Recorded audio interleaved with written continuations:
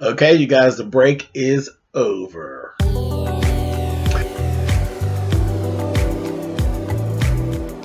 I'm like, come on through, Cookie.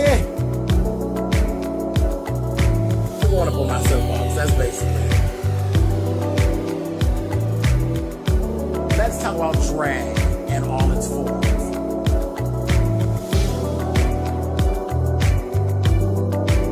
What, Cookie?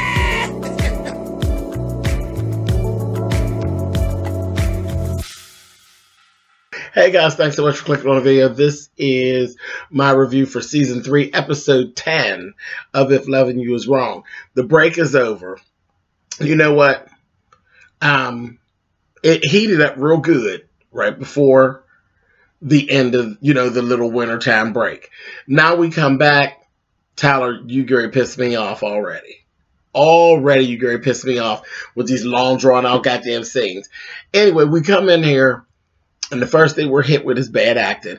Kelly is basically, she's in shock. She's in shock. So she shot Travis. Travis is stretched out here on the floor.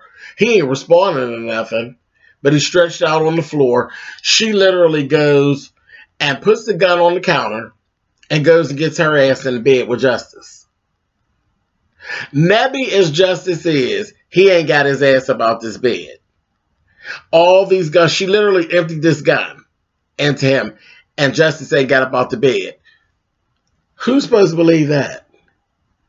The gunshots were so loud that Natalie done woke up and sent Lucian over after fight with Lucian. She done woke Natalie up. Natalie wakes Lucian up and sends him over to the house.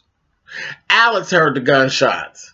So everybody in the goddamn neighborhood done heard the gunshots except for Justice, who was asleep in the bed right in the back. Now I'm getting like random TV reviews. Y'all pushing it. I'll be to let this shit go. But ridiculous, whatever. She in the bed with Justice. Lucia comes over. We get to her. She's in shock. And this is how she is all of the whole episode. This bitch is in shock. And it's a bad acting job. It's, he came and I shot him. I shot him. I know that. And he's at the window. And I shot him. I said, oh my God, this is horrible. Horrible, horrible, horrible, horrible, horrible. That was her thing through the whole thing. Lucian goes, contacts the other little lawyer guy. He ends up coming. Marcy done showed up because Marcy's in the car out there still with Brad. And they're going back and forth, and Brad's saying, this is just a messed up situation. I do love you, but the timing is just wrong. There's nothing wrong with you. The timing is wrong. Will the timing ever be right? No, I don't think it ever will. It just is fucked up. It's a fucked up situation, and I'm sorry. She gets a phone. Well, he tells her. She gets a phone call on her voicemail. It's Randall cussing her out about being pregnant. She tells Brad, oh, well, your stinking ass wife then did this because I told her, she better not. And she threatened me and told me that if I didn't leave you alone, then she would tell Randall I was pregnant. And here's Randall on my phone. So they done gave that to Alex. So they're on their way back. They get back to the neighborhood. Esperanza done showed up. Lucian ended up having Natalie take Justice and Kelly over to his house. He then called the police and all of that in the ambulance. They take Travis away. They're saying, do you know how much trouble she's actually going to be in because it's starting to look like a premeditated murder situation.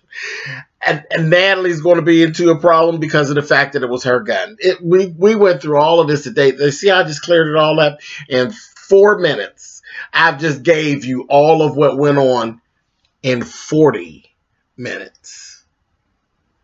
40 that I can never get back. 40 minutes.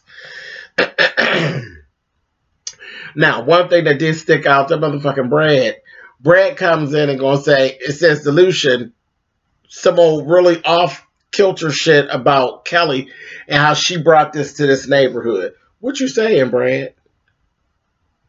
What are you saying? Because it really came off like this nigga shit.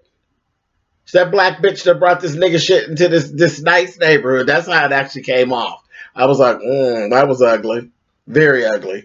Anyway, he goes in the house with his whore, and she's telling him about how, you know, he blamed her about calling Randall and told her, "You've been over there, bitch." She said, no, I ain't been over there. I ain't go over there. He said, "I don't believe you, bitch. Because you wasn't supposed to be over there before. You was over there busted it wide open and then coming here with that black-ass baby." And she said, "Is this how it's going to be?" I said, "She got a lot of nerve." "Of course that's how it's going to be, you nasty, sneaky whore. Of course that's how it's going to be." I said, "You a little too self-righteous for me, honey." Anyway, he went on up the steps and went to bed and told her, shut her goddamn ass up. And then the next thing we get Eddie. Eddie's calling Lucian on the phone. He got Lucian programmed in his phone as that bitch.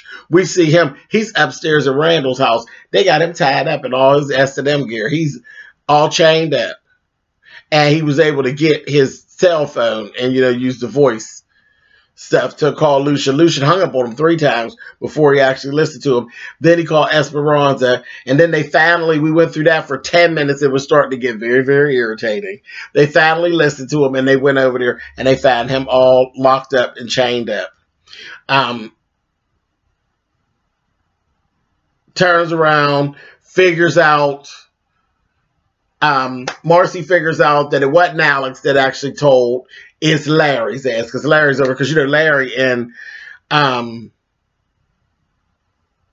Randall over there laying up on the couch, sleep, drunk. Marcy let them on in. They goes in, they find it. The girls get to see. Everybody sees Eddie tied up in the bullshit and all of that. Eddie comes downstairs. The girls go out the door. They leave. They're in there. Randall and Larry go back and forth playing this game of, oh, you don't got no warrant, this, that thing. They went around and around. It was just so irritating. It was just irritating. It really was. It became really draining to watch at a point. I was like, but just fucking get to it, Tyler. Like, seriously, get to it. I mean, come on. We're wasting time here. And they go on. He gets Eddie down because, you know, they didn't want to give him the key and all of this. They give Lucian a hard time. He gets the key, unlocks it, comes downstairs. Eddie's standing there. They taunting Eddie, grinning and laughing, you know, making like that they done fisted Eddie and everything. They done fucked Eddie is what they done. The two of them. I said, oh my gosh. No, y'all didn't. Oh, here she comes now. That's what they're saying. Here she come now. She's the belle of the ball. Them two that fisted him and fucked him and everything. I said, oh, they got a lot of nerve. So Eddie gonna get them. But anyway, Eddie had told Lucian, I'll take care of it. No, I don't want to press charges. I'll take care of it. And we're sitting there. The whole time Lucian has his gun in the back of his pajama pants. Eddie snatches his gun out of his pants and starts shooting at them. But of course it looked like he ain't hit nobody. But it's at a point blank range. You cop and a killer, but he ain't hit nobody. And you know what? Fuck this shit, y'all. I'm gone. I guess I'll be back next week. This shit has literally pissed me off. This is a waste of an hour. This shit could have been filmed and done in 10 minutes. Bullshit. Anyway, I'm out.